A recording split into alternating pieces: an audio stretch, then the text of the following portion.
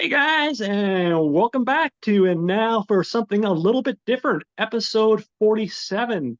Today, guys, I have a very special treat. I not only have one guest, but I have two guests. I have the wonderful gentleman from Caliber 9 from outer space. I got Rob and Joe. Rob and Joe, welcome. It's a Hi, pleasure to John. have you guys on. Hey, Good to John. meet you. Like I was explaining to these guys ahead of time, I use Zoom, and of course, the one time where I'd want Zoom to work, it didn't work. So we had a little couple technical blips, a little bit of a later start than I would have liked, but we are here. And today we're going to be talking about a, a film that I enjoy, a film called Little Shop of Horrors by the one and only Roger Corman. Roger. Um, And I'm sorry. Go ahead. Wait. no, I just said Roger Corman. Yeah, Yeah. man, he's We a love man. him. Before I go ahead and get into them, the actual film we're talking about, I figured I'd give you guys a chance to introduce yourself, tell our audience a little bit about yourselves and maybe about your podcast, if you would. Yeah, Rob, do you want to go first? Yeah, let's get started.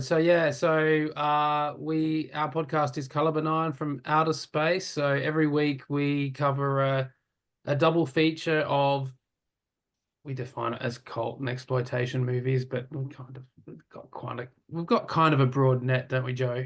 Whatever we want to watch, we Yeah. click on there, really. Yeah, I'm Uh, always impressed by the selections you guys pick. I'm Oh, always impressed. thanks.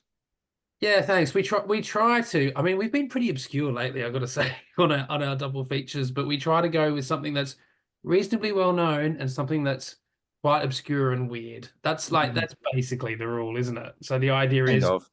we hook you in with a film you've sort of heard of, maybe wanted to watch or have maybe seen already, and then if you want to see the double feature, that means you've got to go off and watch something a little bit unusual. So that's kind of our thing. So it's all about spreading the love for cult and exploitation movies, really. And Yeah. yeah, it's been fun. We only started it this year, but we've been popping them out. We've managed to keep up the one per week rate of release, so that's good. Yeah, it's Trust me, been. that is a race because it's tough. I for a very brief period of time, I had a co-host. He was with me only for 6 episodes, and then a job opportunity came up. He just didn't have enough time. So for the most part, I do it by myself. Occasionally, I have guests like yourself to join me, and I tell you what, whether it's solo or whether you have a partner, it's tough to really stick to that schedule, especially with life and family and Yeah, juggling the 10,000 other things going on. Yeah. So It's definitely easier yeah, with two, I think, because yeah, no, for sure, absolutely, we don't want to, you don't want to let each other down. So, and yeah, yeah, no, that's we're true. quite flexible. You sort of keep yourselves going, don't you? But also, we are quite enthusiastic, I would say. We quite like it's a bit of a Yeah. labor of love because yeah. I think, Joe, we're always quite excited. You look at the lineup that we've got coming up of the movies we're going to cover, and it's kind of like, Oh, yes, Yeah. definitely. looking forward Yeah. to that. Well, So that's the way to do it. Like when I was telling when I was on your podcast, because you guys were kind enough to have me on for the Mother's Day, Father's Day episode, yeah, and I was telling you, Rob, the one thing that I loved about doing it was I always made it a point to try to focus primarily on stuff that at least I got some enjoyment out of it. yeah, And if you're getting some enjoyment out of it, it is like what you said, it's a labor of love. So you don't mind finding that nugget of time to make it work.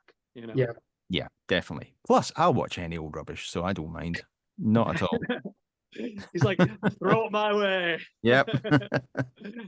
Joe First, even loves 1970s sex comedies, so we've got one of those coming up soon. oh, nice, Yeah. nice, Yeah. cool, We're still a little bit championing that, but very cool, very Yeah. cool. Um, so yeah, today I figured we'd talk about, like I said, 1960. Go back to 1960. Roger Corman and Little Shop of Horrors. Have either of you guys seen the remake? Oh, yeah. Yeah. I've seen the Yeah. remake. That's. It- I haven't seen it. I Have you haven't. not seen it? oh, you Wow. got it, you Yeah, got I've it. been on my list forever, Oh, and Yeah, my wife's a big fan, so I've seen it quite a few times. yeah. It's interesting because I'm only going to touch on that. I figure we'll skip what we watched this week because I know you're on a timeline. But that I think I would bring up. It's interesting because if you watch that film, it has the core of what made Little Shop of Horrors, but it's Mhm. also in so many ways completely different because they add the musical element. They toned down some of the horror elements that are in the original, but Yeah. it's still its own quirky thing, and it manages to kind of do its own thing, which is cool, Mhm. I really expected this one to be a musical too. I thought they were both musicals, so yeah, this took me by surprise. Yeah, you know what it is? I think a lot of people are familiar with the remake that came out in '86 with Rick Moranis and everybody. And I think Yeah. a lot of audiences, when they think of Little Shop of Horrors, they tend to automatically make that connection. Even me, before I got into like a lot of low budget horror and cult Mhm. stuff, um, I think that was my first association. And then it was later that I discovered, oh, okay, there's this other film that came out in 1960. Once I Yeah. started like going down the Roger Corman rabbit hole, if you will, that's when I started to discover the works of Roger Corman and Yeah. this film. The Well, plot seems to be broadly the same. I was surprised how kind of close it was. Yeah, no, it's for the most part. For the most part, they I feel like they hit all the major beats Hmm. um in the movie. They just, I think they toned down the violence a tad bit, Hmm. perhaps, and and obviously the music elements, I feel like. But you're right, they get all the major beats of the original. They just kind of put Yeah. their own slight twist on it. Yeah. And Uh, Rick Moranis is quite a different character because he's such a good comic actor. yeah, He yeah. does bring his own thing to it, compared to this one. Oh yeah, no, definitely. Mhm. And also, if you ever get a chance, some of the behind the scenes stuff, they have a deleted scene, and they go into like how the original, excuse me, the '86 one was. They ended it on a positive note, if you see it and compare it to this one. But oh, but if you watch the original ending that they filmed all this footage for, Mhm. I don't know if you've ever seen it. It's amazing because they really were going to go originally going to go on this really grim ending where Wow. the plant basically eats Seymour and the girl and basically breeds these other plants, and there's this whole sequence where they're like basically ravaging uh through New York City, like it's almost like something you'd see out of like a Kaiju or a Yeah. Godzilla type film. I So thought that was the end. Well, how does it end then? I can't remember. the '86 version ends, not to give anything away, but if I fuck it, it You came out in give it '86. away. Give it away. spoiler warning, spoiler uh, warning. but in the way it ends is that he defeats Rick Moranis defeats the plant, and he walks away with the girl, and they All right. have the happy ending in the house and all what have you not. Okay. Okay. Yeah, so they gave it a test screening with the monster ending that I just told you, like more grim ending, and audiences, for whatever reason, they just weren't having it. So they had to go back and reshoot, and that's the ending most people are familiar with. So Right. Okay. um, Ellen well, Green. Okay, yeah, Ellen Green. Right. Yeah, I've got to see that one. yeah, Well, yeah. Yeah. she was actually she originated the part because I think it was '82 or '83. It was in Broadway, Mhm. Oh, and she okay. actually originated the part, and they actually brought her over, which doesn't happen too often. They Yeah. usually recast with like a major Yeah. star, and they brought her over when they actually did the '86 film. So I Mhm. thought that was interesting. Anyway, let's get into the actual film. So what's interesting, when I was reading some background behind the scenes stuff, I was a big fan of Corman. I read his autobiography, which is a really great read if you're looking for a good read. I think it's like how I made 99 movies and never lost a dime, which is Yeah. technically I a want to lie read that. Yeah. because he actually did lose a little money here and there. Um, but for the most part, it was true. For the most part, most of his career, he made money. He was smart. Mhm. He was equally a businessman as much as a filmmaker. And when I was doing my homework on this, what I found was interesting is apparently this film started off as a bet. He was talking to some gentleman who owned a studio, and he said how he was complaining how he wasn't going to have anybody using it for like the next 2 months. So almost as a joke, Corman said, I bet if you give me 2 days of filming, I can put something together. And the guy's like, no, what are you talking about? 2 days? What kind of bullshit is that? So he met with the screenwriter, Chuck Griffith, who's a collaborator that's collaborated with Corman on many films. And they put together the screenplay in a couple weeks. So technically, when it came to the actual filming of the movie, they filmed all the interiors within 2 days. Yeah. And it Really? was at a former studio that belonged to Charlie Chaplin at one point. Ah, Right. Okay.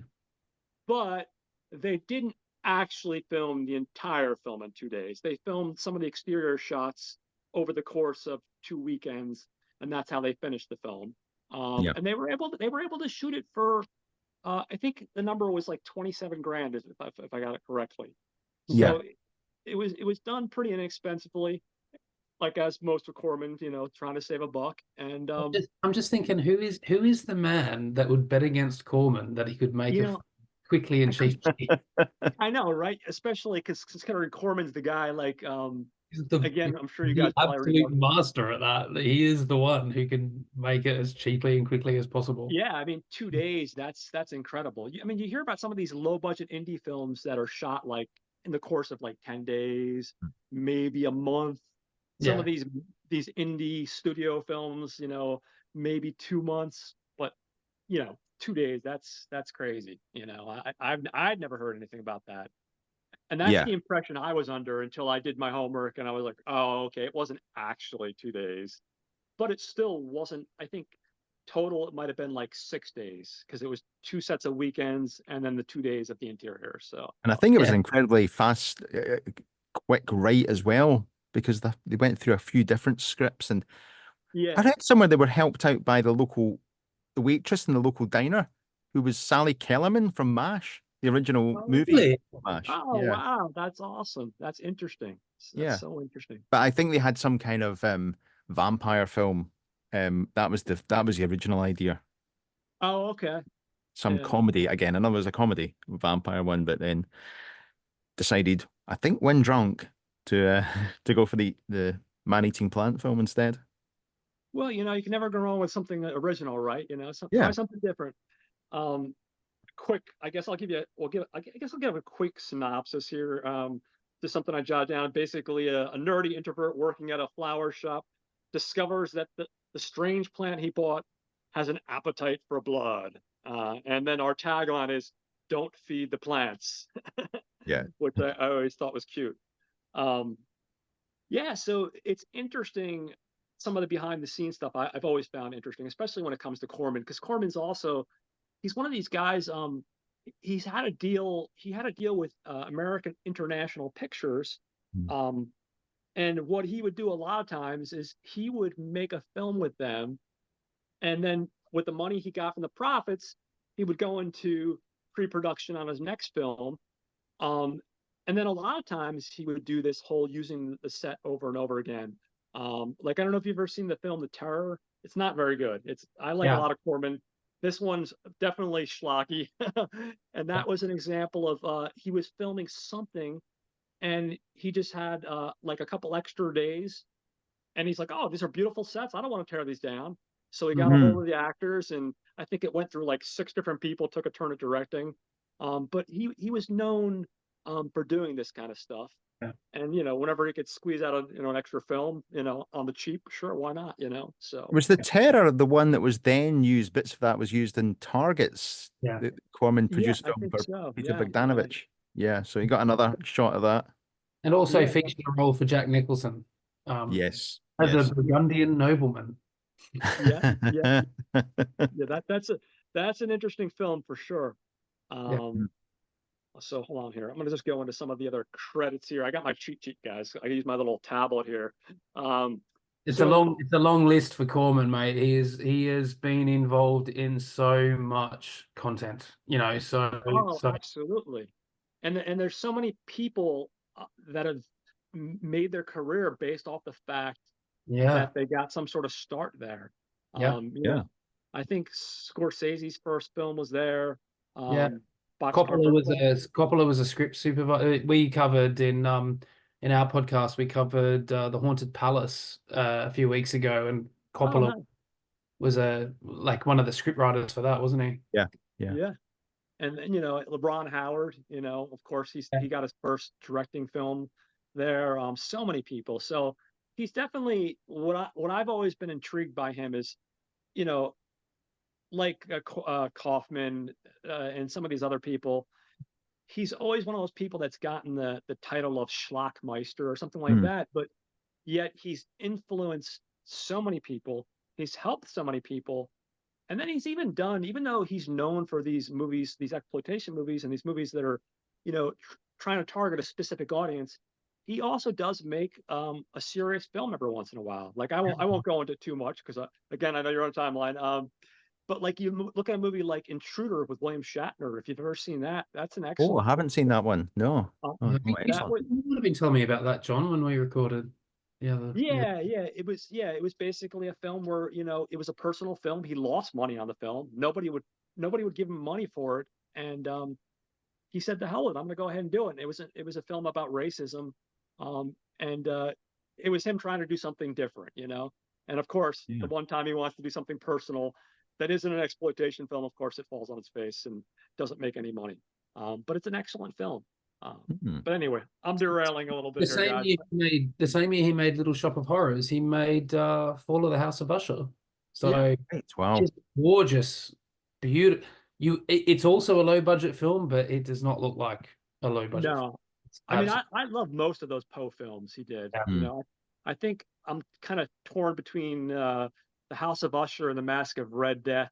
And they're kind Yeah. of like a two-way tie for like which ones I like the most as far as the Poe films go. But yeah, he definitely had an eye for the camera, which I think a lot of people don't give him credit for, because like I said, they just automatically tie him into being a Schlockmeister. We He- definitely we're talking about how great a director he is, and not really lauded when we did the Haunted Palace, which was just looks beautiful and great camera work. He's he's a good director. Yeah. No, yeah, he On a absolutely budget. does. Yeah, he absolutely does. I mean, I think I don't know why. I thought I wrote it down, but I think he has like something like 400. No, he's produced like 480 something films, and I Yeah. think he's directed like maybe like 86 films Mhm. before he finally in the 70s, when he took over New World Pictures, he finally quit the directing and went straight to producing. Yeah. Yeah. Another interesting thing about him, for people that don't know, is he originally went to Stanford University to study engineering, and he realized, like a lot of people, you go into college and you're like, man, this isn't for me, and he ended up falling in love with film, and he ended up getting a job for 20th Century Fox as a script runner, and then eventually a studio analyst, and he went from doing those two and eventually sold his first script in 1953, which is a film called Highway Dragnet, which I've never seen. But apparently he sold that to Fox. He was very disillusioned with the end result. Right. He said it came out horrible. He took the money and then he financed his first film, Monster from the Ocean Floor, in 1954. And then shortly after that, he partnered up with American International Pictures, which he did up until the 70s.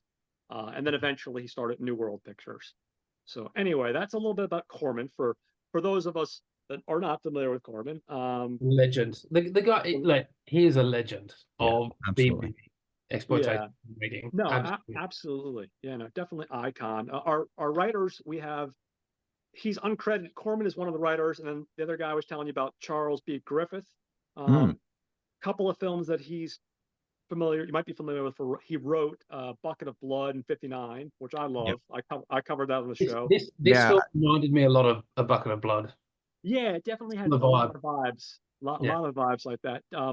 He's people might be familiar with that. For that, Death Race 2000, Gunslinger 56. Yeah. Brilliant. Or even something cheesy like Attack of the Crab Monsters in '57. But those are. Oh, I've seen that one. How could you not? It's a classic, man. Yeah. With our cinematography, we have a guy named, and I'm probably getting the name wrong here, Archie R. Dalzell. Now, he's done a ton of TV stuff. A lot of people may know him from like The Addams Family, Beverly Hillbillies, Starsky and Hutch, and The Love Boat. Primarily television, the occasional film. And then we also have another cinematographer, Vilis Lapanikis. And I'm sorry, Vilis, I'm probably screwing up your name here. He's probably dead. Yeah, exactly. I'm horrible at pronouncing names. That's the running joke. He's done stuff like Night Tide in '61. Night Tide's a good one. Yeah. Yeah, no, excellent film. Shell Shock in '64, and believe it or not, MASH, the TV series, All right, um, cool, cool. and Kojak. Um, Music, we have a guy named Fred Katz. He did stuff like Bucket of Blood, The Wasp Woman in 1959, Creature from the Haunted Sea, and a slew of other stuff. Yeah, I really like the music in this actually. Yeah, me too. I Yeah. really dug it as well. Also music, we have Ronald Stein, who's done stuff like Apache Woman in 1955, The Phantom from 10,000 Leagues in 55, and The Undead in 57. And that covers, I think, our main behind the scenes people. Can Mm. I mention more? The art direction was done by Daniel Haller, who was Corman's amazing art director in so many films, and the production Oh, design, okay. the guy behind all those amazing sets in the post cycle. He later went Oh, on nice. the Dunwich Horror. Oh, Got a okay. Oh yeah. Dean Thank Stockwell. you for catching that. That's a He's good catch. I didn't catch that. I yeah, should have he's wrote a that down. real important part of the Corman troupe. Awesome. Very cool. And I mean, he does get good people to work for him, man. You know, he's a Oh yeah, smart yeah. man. He's a he's a good he's a businessman. He's a good manager of people, and he knew how to recruit the right sort of talent Yeah. to make him look good. So yeah, the guy He was was just one of, competence all over the place, wasn't he? oh no, absolutely. Like he was one of those people like back then people were a lot more sexist and he would hire a lot of women. Yeah, And in like serious positions. Whereas yeah, back then he just looked at it as the best person for the job, whereas a lot of people they looked at it like, oh, you're a woman, you're beneath me. But Mhm. he saw talent, didn't care whether you're male, female, or otherwise, and he fostered the talent, which is great. You know, that's the way the world should be. You know, Yeah. yeah. um, There's been like it's it's kind of complicated in a way, but because if you talk to any of the women directors who did their apprenticeship under him, if you like, mm, they got no illusions about the sort of his sort of hard-nosed business practices, and there was much being said about one film that he produced. What's the one with what's the one about the aquatic horror one of these mermen coming up out of the ocean and raping women all the time? That oh monster shit. from the bottom of the ocean, is that the one No, that John just mentioned? bloody hell, I can't remember what it's called. It's got a woman director. Hmm. Not All it's right, not okay. Creature from the Haunted Sea. No, women. I'm not sure. I've seen a lot of his resume, but I haven't seen all Anyway, of it. there was a woman directed it, and then Yeah. later on he came in and added a whole bunch of scenes of like very sexually explicit, like sexually violent scenes afterwards because he knew that's what would make the film sell. Yeah. Yeah, I know he did that for there was a Russian, maybe we're talking about the same film, but I remember reading there was like a Russian film that he got. It was like a sci-fi film and it was really, really boring, but he knew we could make money off it. And he had one of his guys or one of his girls come in and throw a bunch of nudity into it Yeah. and Yeah. slap it. So that's a Corman move that would happen more often than not. Yeah, Humanoids from the Deep. That's the Oh, film. okay. Right. Okay. Barbara Peters was the I have director. to make sure I check that. It's a very Nice. mean-spirited film, and most of the mean spirit of it came in separate shoots afterwards that Corman added because Barbara Peters didn't want to add. Well, But yeah, he worked with loads. He worked with Stephanie Rothman, for instance, who I think was the first female member of the Directors Guild. I can't remember the name of the organ, but it's the Association of Film Directors in America. awesome. She was the first, and she directed Terminal Island. I think was one of the ones that she did. Oh, okay. Wow. Nice. But yeah, but he was. It's just I don't want to say that he was this crusader for like female women's rights or anything like that, but he recognized talent and he Yeah. didn't care Yeah. that it was a woman, which So, doesn't make him a saint, but no. by the same token, all his peers out there in the industry in Hollywood would not give women a chance because they were women, and he Hmm. just didn't care about that stuff. So He just yeah, had like a very logical way of looking at things, just like we yeah, were talking about spicing things up to make more money. He also, on the same token, he knew that if this person's the best person for the job. Sure, why not? You know, exactly. he made it as simple as that. You know, Yeah. you can't get any more simple than that. The best person for the job.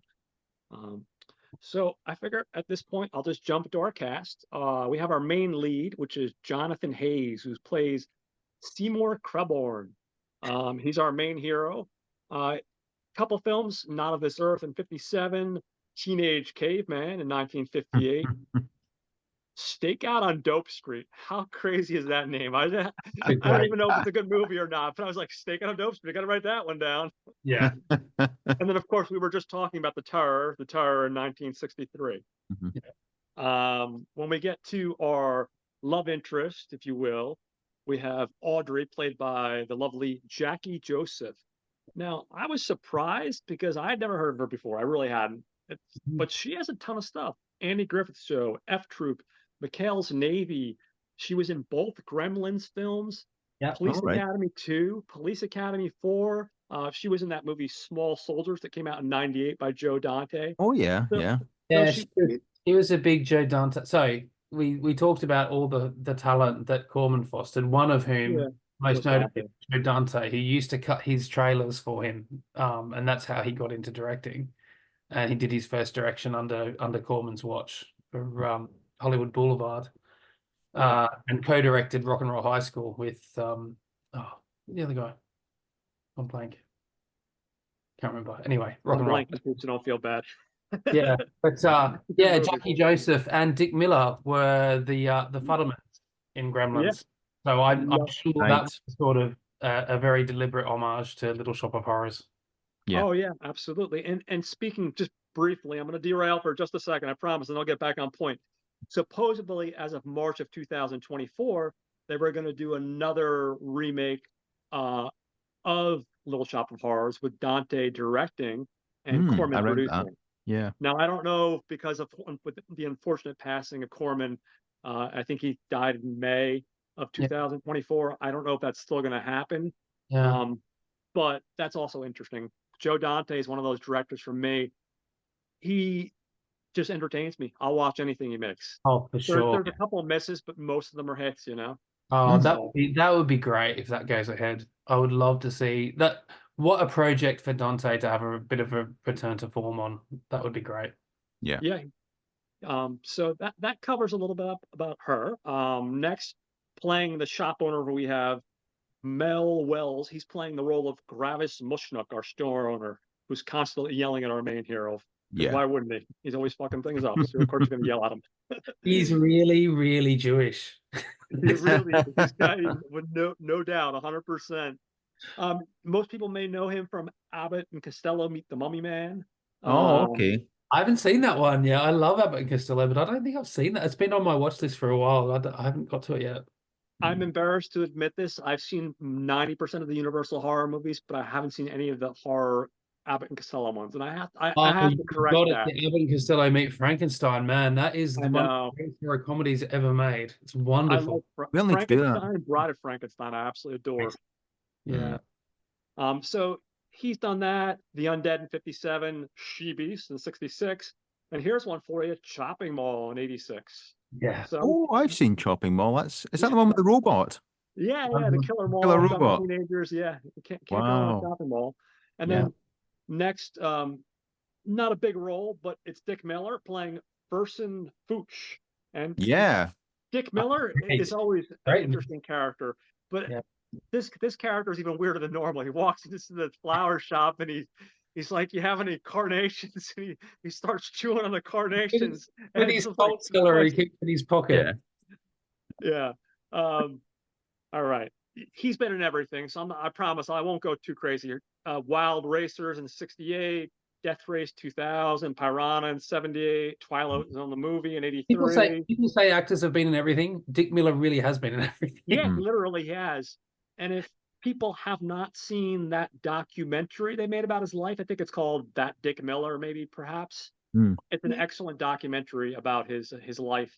I think maybe Vinegar Syndrome put it out. So Right. definitely worth checking out. I know it was on Amazon Prime.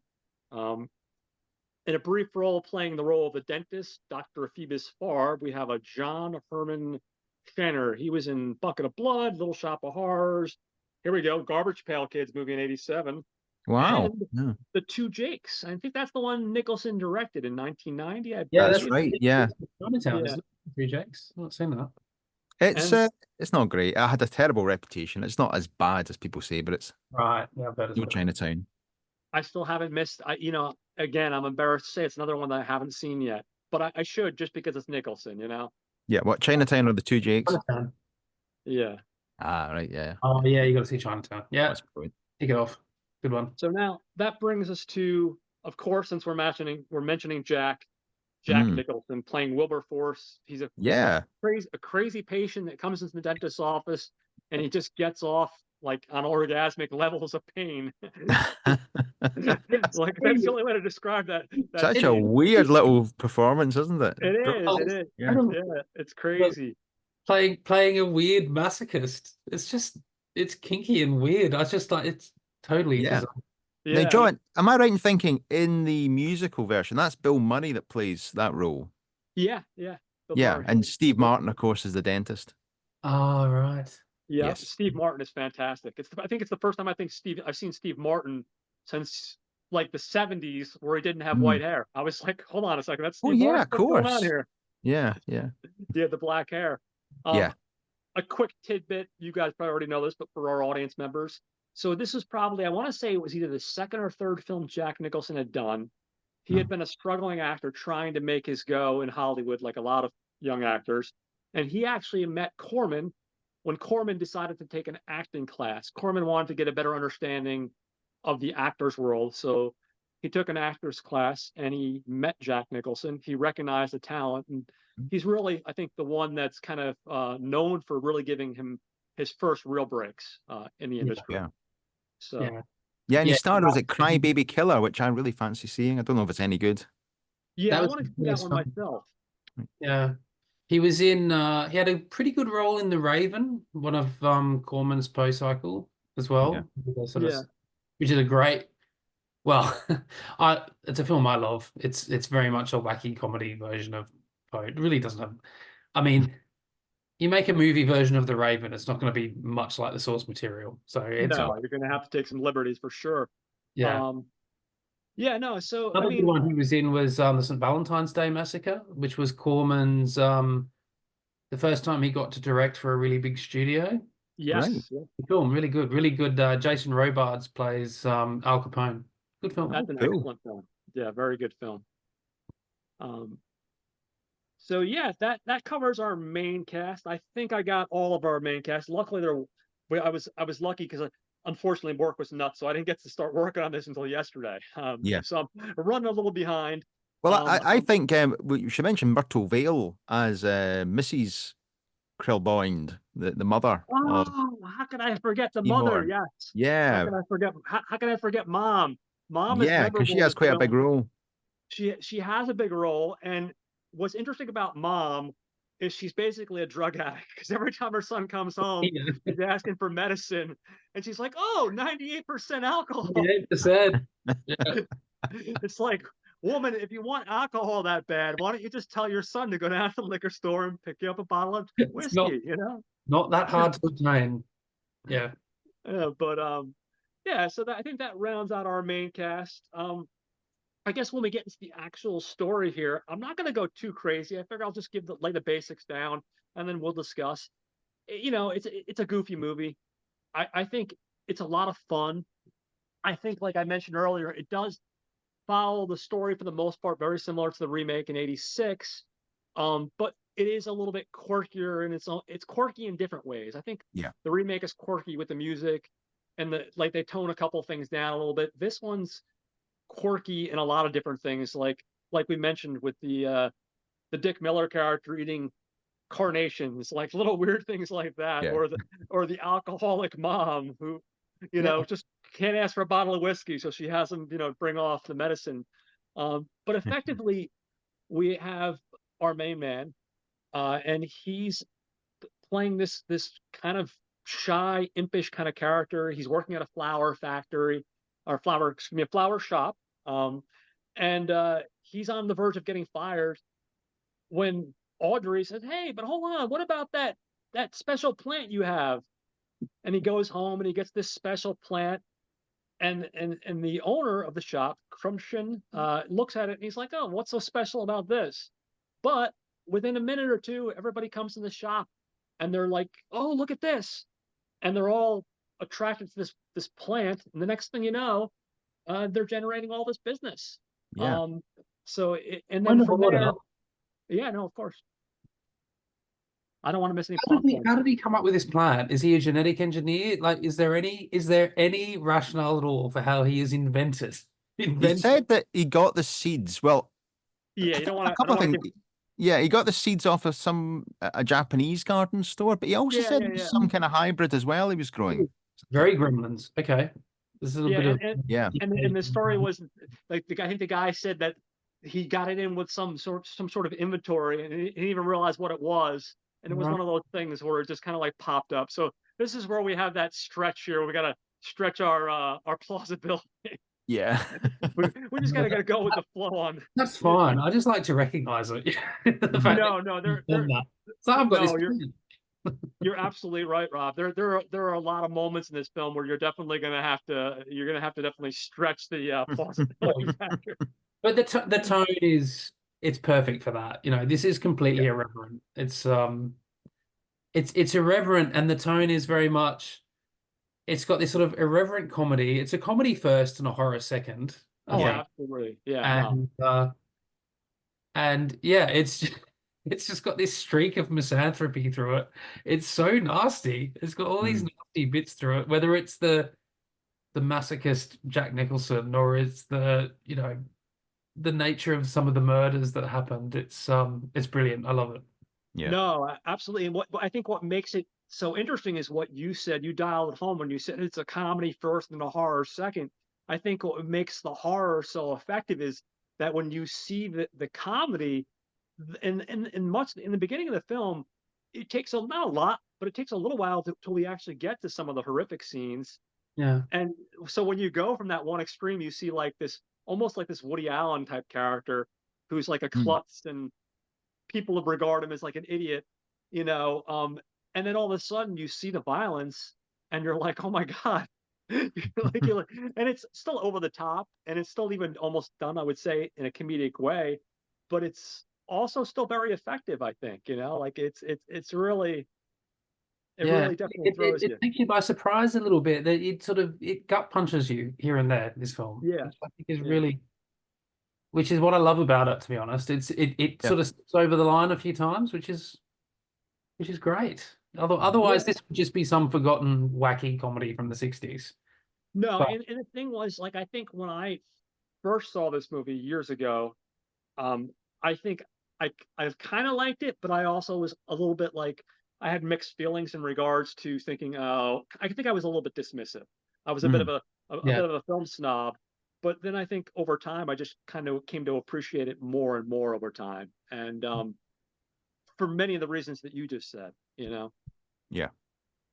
I like that quality of you can tell it's been made cheaply. You can tell it's been made in a Yeah, but it's absolutely. done with a lot of craft. It's really like watching a stage play. Really, you can Yeah. see No, why it was absolutely. quite easy to adapt for the stage. Most of it's the flower shop, really. yeah, and look at that set in the flower shop. It's just a room with the table they put up there, chucked a few plants in it. It's like it couldn't be more threadbare if it tried, but it's all the movie needs. Yeah, No, yeah. absolutely. There's And I one even like, spot I really liked in this, that in the walls of the flower shop, there's all these signs, but it's Yes, clearly written by yeah. the owner in his kind of his thick pigeon accent. It's Yeah, quite they're really weird. weird. Like I found myself trying to decipher these signs, going, "That's not English. What is he saying? No. I don't understand this sale offer. What is he offering there?" Yeah. yeah.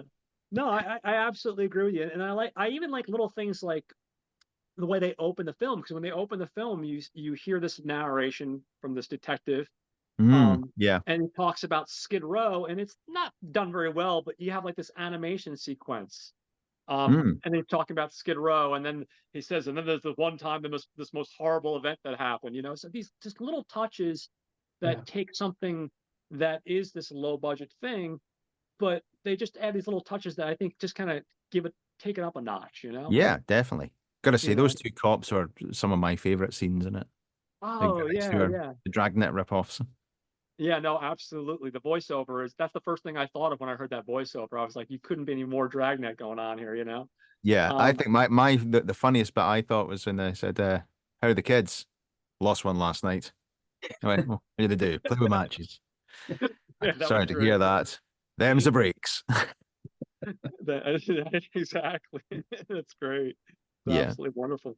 Yeah, you know, effectively as the story goes on, like I said, I'm just going to give us a brief synopsis here. You know, he gets himself into trouble. He realizes when he brings the plant to the shop, people start to grab attention to it, but then immediately afterwards, he sees the plant looks dejected and it looks very like it's half dead. Mm, So basically, the owner says, "Hey, listen, that's our money ticket here. You got to find a way to get this plant back to life. Otherwise, I'm going to get rid of you in a week." So what does he do? He, being the klutz that he is, he ends up hurting himself and stubbing his finger, and some blood drips out.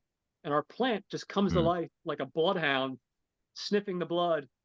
And just very curiously, he droops the blood into the plant's mouth, and the plant comes to life, like almost yeah. magically comes to life. And then from there, that's the big starting point, I guess, of the film, where we realize, okay, this plant is definitely a little bit off here. And in order to keep this plant alive, he's going to have to murder for this plant. And our main guy, he's a good guy. He's not something he really wants to do, but he realizes also he wants to keep his job and he wants to keep things moving. So effectively, we get one kill after another, um, I feeding this mean, plant to keep the story going. they're all accidental, aren't they? I mean, he doesn't Yeah, yeah. actually go out his way to murder someone. Yeah, no, it's not like he's, I Okay. think, yeah, I mean, he starts off with the first one with the hobo, where Mm, he's just frustrated, and he's going down to the train station, and he's throwing rocks at a bottle, and he just knocks the guy over. And then I think what happens, not only does he knock the guy over, he goes to help the guy because that's what a good person he is. But then what happens? The guy stumbles and he gets run over by a train. So, and of course, if you're a I just sick it bastard was like me, you laugh at that. it's so funny because there's the bit he's is he shooting at bottles? He was no, or throwing rocks at bottles or Yeah. doing target practice. This mm. pops up and it's like, whoa, and he hits him in the head. There was just something very funny about that scene, I found. But I was watching this film with my daughter and my wife. Oh, no. Strangely, they were going to leave the room, but then I started the film and they were kind of like, no, actually, all right, what's this? This is kind of weird and strange. Mhm. Uh, there was the bit where is it the hobo or who is it where he comes back and he's got a plastic bag and my daughter was like, what's in the bag? And I said, I think it's the remains of the guy that died. It's so dark. Because Um, I think what happens is the plant tells him it's too big. He's like, doesn't he tell him like something like, "Oh, you got to cut the body up first?" I see. I missed that bit. I think Wow. he's like pulling like the foot out. He's like pulling a foot out, and then he's pulling the head out. And he's at first, because at first the plant's still growing, and he's like throwing the different body parts basically into his mouth. Why they can be like because at first he's feeding him with blood The drops from blood droppings. his Yeah, pinpricking his fingertips. yeah. And then somehow he runs out of blood. I'm not sure that's how human biology works. I think pretty sure you still bleed if you keep pricking it. No, Well, no. He says I'm anemic. How much I can't give you any more blood. yeah, yeah. You can't do it indefinitely. And meanwhile, the plant's just yelling at him. Like the plant's he's like in an abusive relationship with the plant. He's just like, feed me. Yeah, totally. It's a totally abusive and dependent relationship. And by the way, the plant's voiced by Charles B. Griffith, who was the writer, wasn't he? Oh, okay. And Yeah. again, you're catching me because I forgot to write that one down too. You would think I would Uh, guess that. Yeah. Now, Um, in the remake, voiced by Levi Stubbs from the Four Tops. oh, nice. Oh, really? Very cool. Mhm. Yeah, the voice was very distinctive in the remake. I mean, they're in both films actually. They're both very distinctive. But Yeah. I was I'm not sure wondering, about the voice. It's a part of the film. Actually, I suppose you need it in the musical version. yeah. I don't know. I wasn't a fan of the voice. No, you didn't care for the Why? voice. No, didn't Well, do in the anything for it. original, I don't know why. I don't know. It was every just time I disagree. Every time it yeah. spoke, I laughed. Every time it said something, I thought it was funny. I think it was such a weird voice. I definitely got to go with you, Rob. I definitely enjoyed it, but I think it was partially the voice seemed weird, but partially it was just so damn demanding that you Yeah. couldn't help Shut laugh. up and bring on the food. It was awesome. It's like that one asshole friend that you go drinking with that's always in a bad mood. Like most people, you go have some beers with your friends, they're in a good mood, and he just gets in a worse mood. But you're I was laughing at him because he's such an asshole at that point. You know, it's like, I was getting too caught up in the mechanics of how a plant could speak. I yeah, suppose that's the joke. you're trying to go down the rabbit hole and decipher the talking. So, so what is like, guys? What is your orientation towards killer plant films? This is one of my favorite little subgenres. I'm going to say, killer plants. Love it. Oh, well, I've got the one that I love, and I don't think it's a film. It's a TV series, an old British one. Day of the Triffids. Yeah. I Ooh. watched as a kid. Well, And the book is scared amazing. the life out of me. Have you read we had to do the book in high school. Oh, Oh, did no. you? Is it John Wyndham? John Wyndham. Yeah. Yeah, I haven't Very read the cool. book. Oh, it's great. Great book. Yeah. And That's it's awesome. huge. It was a massive inspiration for 28 Days Later. All those early scenes are based on Day of the Triffids because the main character in the story starts with this guy who's been in hospital getting his eyes treated, Yeah. eye surgery, and he wakes up and London is deserted, and that's exactly what 28 Days Later is based on. And everyone in the wow. world is blind. Yeah, because the story Mhm. in Day of the Triffids is that the Triffids just existed already. They were a genetically engineered species that was developed. Oh, right. It was fenced in, and no one really knew about it for some reason. I don't know, for some industrial reason. They were genetically engineered. And then the real disaster that hit was nothing to do with the Triffids. It was like a meteor shower that everyone had come out. It was supposed to be the most spectacular astronomical event of the century. So everyone had come out to watch it, and they'd all looked up into the sky, and it had blinded everyone. So it's not that everyone had died, but everyone had gone blind. Okay. Oh, And okay. these Triffids had this locomotive ability, and they all broke out of their bonds and could kill people with their stingers or whatever it is. That bit Wow. Yeah. Yeah. But That's yeah, awesome. basically because people were blind, they were just helpless against these Triffids, and then Triffids sort of took over the world. Yeah. Mhm. It's a great one. I'll have to definitely check that The other one out. one, the other TV one that I really love is the Doctor Who serial, The Seeds of Doom. Did you ever see that one? Right. I Ooh. don't think I have. I've heard of it though. Yeah. One of the early Tom Baker ones. It was a six-part. Mm. It was an epic six-part serial Nice. of Tony Beckley. We were talking about a while back. He was the killer in what's A Stranger Calls. When a Stranger Oh, yeah, yeah. Yeah, he was the mad killer in that. He was also one of the goons in Get Carter. He plays the mad millionaire who wants plants to take over the world and creates this plant species that is carnivorous and is going to take over the world. It is amazing. This is, Right. by the way, Doctor Who, afternoon TV directed at kids. This was a series that involved plants eating people. There are scenes where that guy has a massive mulcher on his property, and certain characters are thrown into that mulcher to be. That sounds awesome. I have to track this down. I gotta see. YouTube usually has everything. I gotta look on YouTube and see if they have. 70s Doctor I can Who find it. is absolute nightmare fuel, and Seeds of Doom is one of its finest moments. So Mhm. Oh man, I definitely have to track that down. My girlfriend, she's a huge Doctor Who person, and she's been like Oh. trying to get me to watch it for so long. And it's not that I have anything against Doctor Who. I just haven't had the chance to, because it's one of those things that there's so many different seasons of that show. It's like Yeah. you're almost like afraid of like where's the good entry point into the world of Doctor Who. But she's like a lot of people that absolutely loves that show. it's so good. So good. Yeah. I'm less up to the modern ones, but yeah, if you want to go back to the classics, for me, I'm Tom Baker all the way. The Tom Oh. Baker. He's Very great. cool. Very cool. So, like you said, yeah, we would get back to the story a little bit. There's just one kill after another, and I think, like you said, they're pretty much all accidental. I don't know why. I thought the one where with the dentist, I thought that like he was because he goes to the dentist at one point because his tooth is killing him. At this point, his boss literally just found out. He saw him feed a body to the plant, and he's trying to confront him. and he's trying to be like, oh, we're gonna call it quits. That's it, we're done. But he realizes he's making money, so he's like, okay, I guess I'll let it go for a little bit longer. Yeah, yeah. But in the meantime, he goes to the dentist, and of course, this dentist is a fucking sadist, and So he's like, no, he's like, you'll be fine. We don't need Novocaine. terrifying, this guy. He is. I thought he was a really good actor, actually. Yeah, no, Really he, good.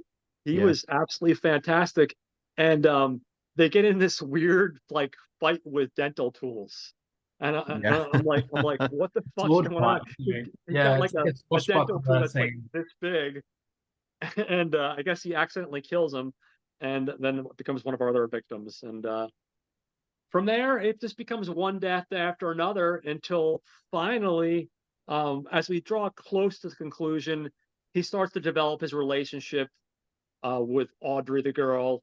Um, she thinks he's a little bit weird, but she can see that he's hiding someone. And she's not wrong. He is a little bit weird, but she's hiding. He's hiding something from her, and he's like, "Oh, I'll tell you tomorrow after the big awards. We get the big awards ceremony. I promise I'll explain everything."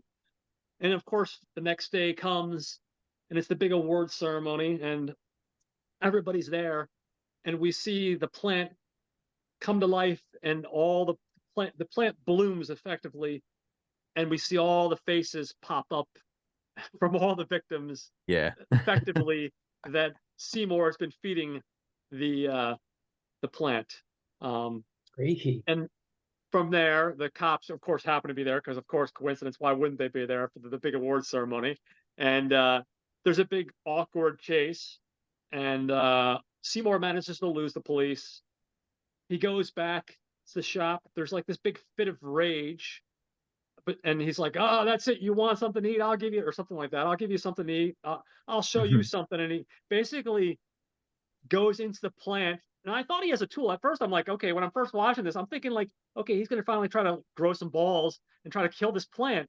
But Yeah. no, he goes into the plant. It looks like he's trying to fight, but I guess he loses the fight because our next scene we cut to, and finally his boss and the police and his mom and his girlfriend are all there. And lo and behold, what happens? We see his face pop up in the plant. Bud as one of as one of the faces in the plants, and I think he manages to say something. I think I have it written down here somewhere. Just bear with me if I can find it. It's while you're looking, it's just it's very tragic. I thought Yeah, the ending was very dark, where this yeah, all it's went. very dark. But it really, it really reminded me a lot of Invasion of the Body Snatchers with plants, killer plants, more There you killer. go. Yeah, killer plants, definitely. Yeah, and the cloning sort of idea, and the rebirth as someone who's kind of happy with this. Like, for us, it's like that's horrifying, but for them, it's like, no, we're happy. It's fine. Yeah. We're happy. I thought he'd killed it. Does the plant not wilt right on the very end? I didn't know if that was suggesting that he had I jumped didn't in. see it. I thought it went to the credits afterwards. I know he yells out. I finally found he yells out, "I didn't mean it," and then that's his final words. But I didn't see him kill the plant. I missed that. I'm gonna have to watch the end again, Joe.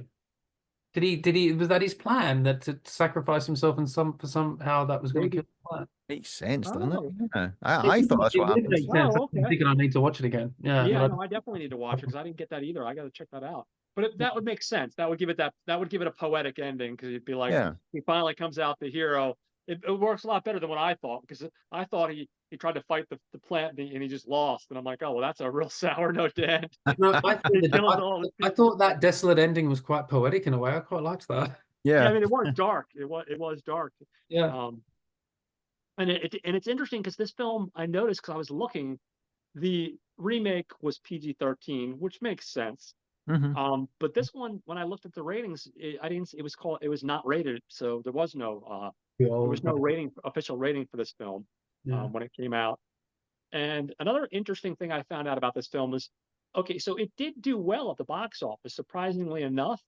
But for whatever reason, I guess Corman didn't show any interest in holding on to the rights of it because it went into public domain. Oh, really? Yeah, it's one of these films, and it's a really interesting list of films that you can watch in its entirety on Wikipedia. Oh, that is interesting. I didn't know that. Yeah, That's cool. Yeah, I there's watched quite it a on few. YouTube, but it's pretty much everywhere. I think Prime Yeah, has it, exactly. YouTube, Yeah. Tubi. You can pretty much watch it everywhere. There's been a million different releases. I keep on hoping like one of these boutique labels will give us like a maybe just clean it up a little bit and maybe Mhm. throw on like a commentary or something like that. I keep hoping there have been releases, but I haven't seen anything that was like oh okay, this is the one I have to have kind of thing, you know? Yeah. Yeah. But yeah, no, I think it's a fun film for me. I definitely feel like it's a fun film. I had a lovely time with it. I think everybody works really well together. I think they play off each other really well. Mhm. The different personalities. Um, but anyway, enough of me. You guys are my guests. What do you guys think? What were your overall thoughts? And were there anything in particular that stood out to you, or anything that you connected with personally? I'll start. Yeah, I really enjoyed this. And it's I've Rob knows this. I've got a funny relationship with comedy generally. I'm not Yeah, usually a comedy fan unless it's a sex comedy from the 70s, it turns out. Which, right. well, It's a definitely. really bad comedy, and you're really into it. Yeah, I think I like bad comedy. I think that's my problem. Yeah. Nothing wrong with Um, that. no. But Good on you. I really enjoyed this, and I liked these little weird um bits like the cops, the slightly grim and darker bits. And what else did I like? I like the mother and the fact that Seymour didn't understand what food is.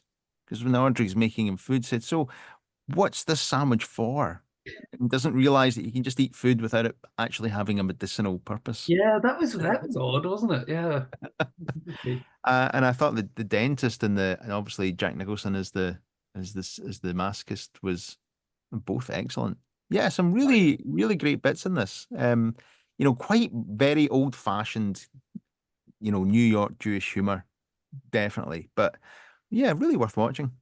Awesome, awesome. I wasn't sure because I always joke around with Jose and Justin because they come on the show every so often, and I'm like, I'm never sure if the people I show something to, if they're gonna like it or not. I'm like, I'm Yeah. always hoping, they'll have the same affection for it, but you never know how a film's gonna hit one person Mm, completely, hit someone else in a completely different way. So I'm yeah. glad. It's definitely a farce. This. How does it compare to Bucket of Blood? Because I've never seen that, but it's got the same writer. It's got Dick Miller in it. Like feels like Bucket of Blood seems to have a bigger reputation these days. It's really Mhm. seen as seminal. Um, Yeah. and it's very satirical because it's very satirical of the sort of the beat scene and the sort of Yeah, underground art scene Mhm. and West Coast at the time. But I think I might prefer Little Shop of Horrors to Bucket of Blood. It's just this. Right. I like the streak of nastiness in it. It's Yeah.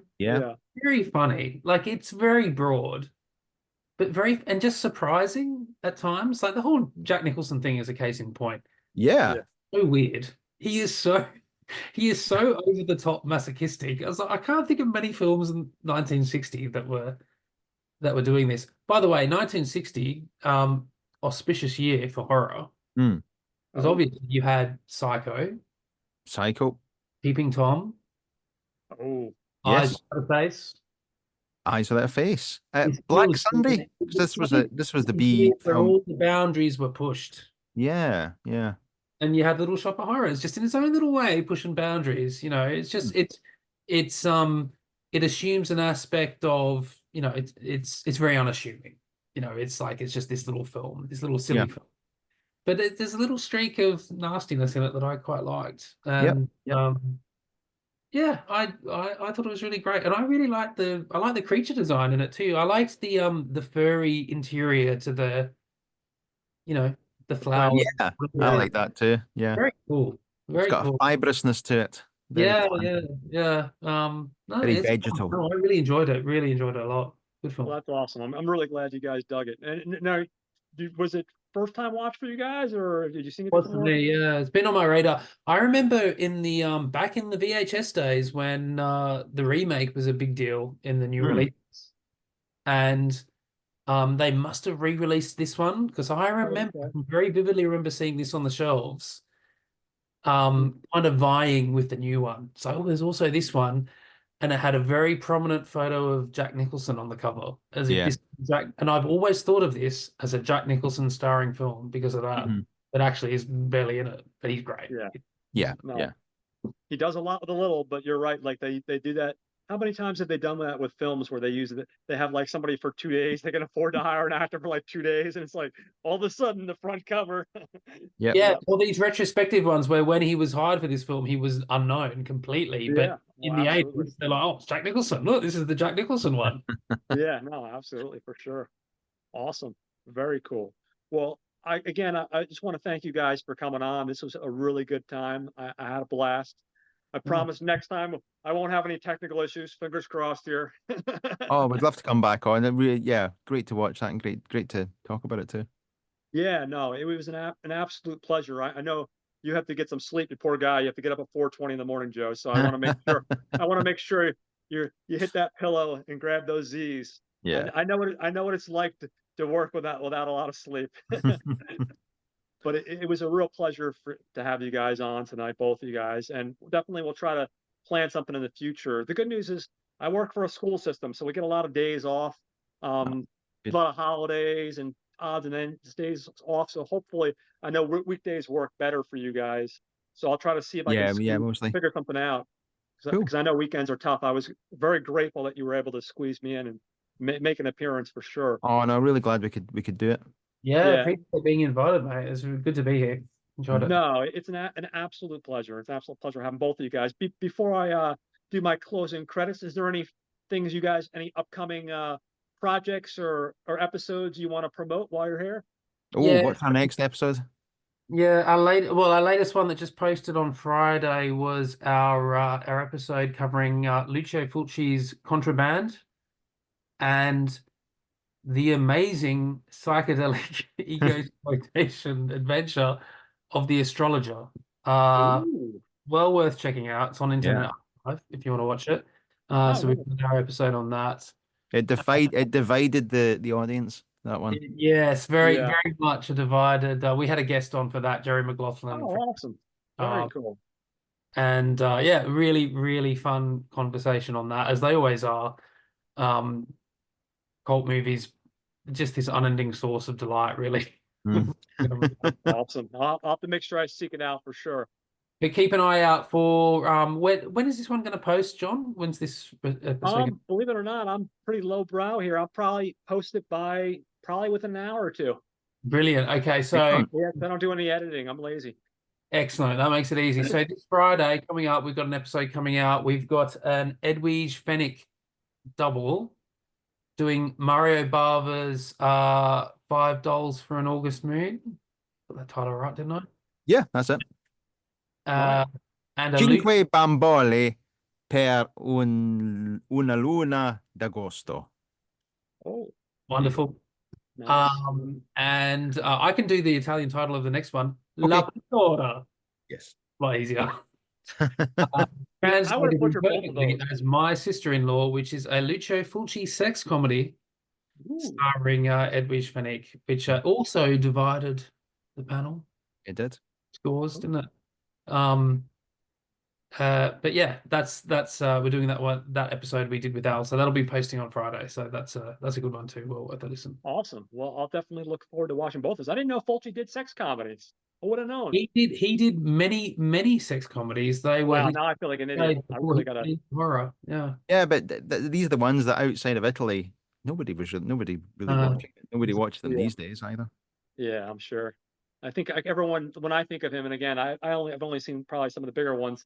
I think it's one of those people I need to check off my list.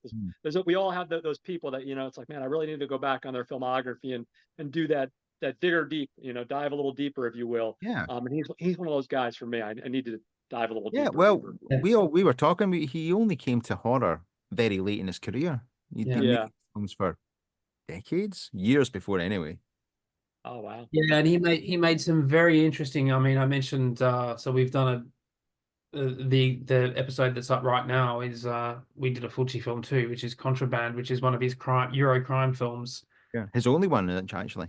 Yeah, he tried everything. He did spaghetti westerns, he did Charlie, he did all sorts of things, and yeah, but he's a bit of a journeyman in a way, but he always brought his own stamp. So he's one of those weird kind of journeyman auteur mixers. Yeah. Very cool. Very cool. Hey, listen, I like anybody. I'm impressed by anybody that does variety. Give me variety. When I go to the buffet, I don't want one thing. I don't want just pizza. I want a little cheese stick. I want a little bit of this. I want a little bit of that. So anybody Yeah. that swings big and goes for it, those are the people that I'm interested in watching, because it gets Mhm. boring. I think whether you're a writer or a filmmaker or a musician, if you just do the same thing over and over again. Yeah. I mean, some people are good at one thing, and there's nothing wrong with that per se. But if you have the talent to try different genres and you're good at it, go for it. Show me Yeah. what you got. Yeah. For sure. All right. Well, I'm gonna close out the episode. I'm gonna give a quick shout out to some of my people that people should be listening to. Of course, Rob and Joe here with Caliber 9 from Outer Space. Check out their show because it's amazing. They got new episodes every Friday, and it's a fantastic podcast. Next, I have to shout out to Will and Sam at the Gentleman's Guide to Midnight Cinema. I know for me, these guys were a huge inspiration. I just started my show just over a year ago, and I think part of it was being inspired by Gentleman's Guide to Midnight Cinema, what they had done, and my mutual friends at the Not a Bomb podcast, Troy and Brad. They were a big inspiration for me starting this. And Will and Sam, they just have such a wide variety of eclectic films each week. They're always surprising me, like you guys, with films that a lot of times films that I'm not familiar with. Yeah. So check out Gentleman's Guide to Midnight Cinema. Well worth your time. Next, I'll give a shout out to the Not a Bomb podcast with Troy and Brad. They do an interesting podcast. What's cool about their podcast is they ask the question of a film that may have bombed critically or commercially at the box office, and they go back and take a look at a film that crashed critically or commercially, and they ask, does it really deserve the title of a bomb? Because let's face it, there's a lot of movies we see that maybe crap the bed when it came to box office receipts, but they're actually good movies. Yeah. So they're awesome. Yeah. I would give a shout out to Jose and Alex over at Watch Skip Plus.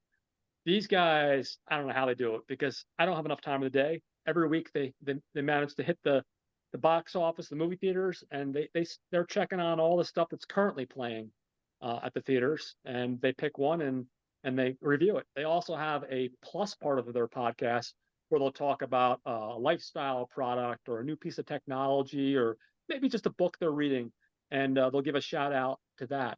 So definitely check out Watch Skip Plus. And of course, definitely make sure you check me out, guys. Hopefully you're listening. If you're watching this, you are.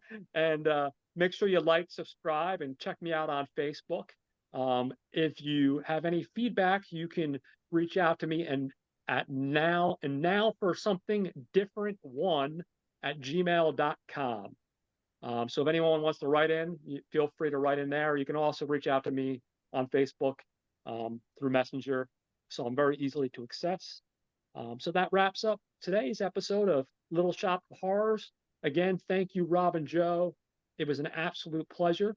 And we'll definitely make sure we do this again sometime when you have some free time. Absolutely. And like I said, I'll make sure I have no technical issues next time so we can start off.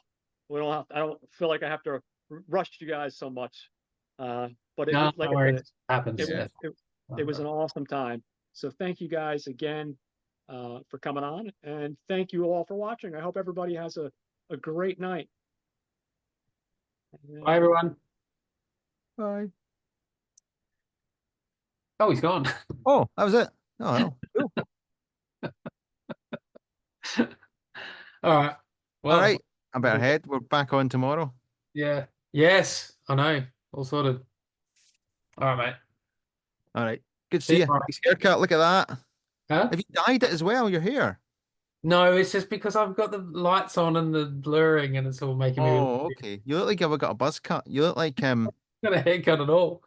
It's just you know, not being cut off by the blurring, I think. you look like Bill Pullman in Weird Science.